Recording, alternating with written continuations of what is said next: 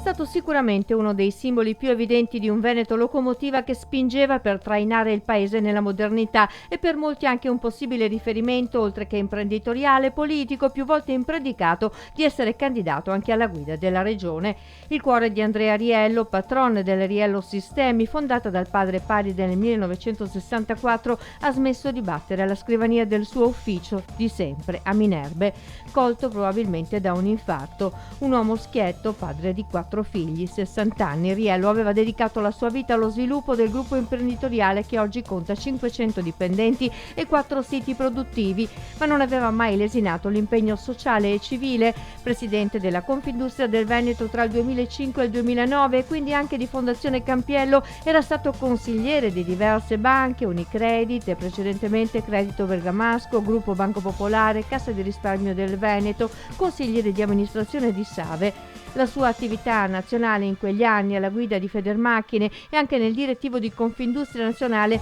gli era valsa la nomina di ambasciatore del Made in Italy. Negli ultimi anni si era concentrato nelle attività aziendali Tivo Veneto. Come presidente di Confindustria ha avviato quel processo di fusioni recentemente sfociato in un nuovo assetto del sindacato datoriale veneto ed aveva dato voce alla larga base di piccole e medie imprese che compongono l'associazione, proprio come la sua Riello Sistemi, nata nel 1963 ed oggi è diventata leader nel suo settore anche attraverso un sistema di acquisizioni e innovazione che ha fatto scuola anche finanziariamente nel Veneto delle imprese del terzo millennio.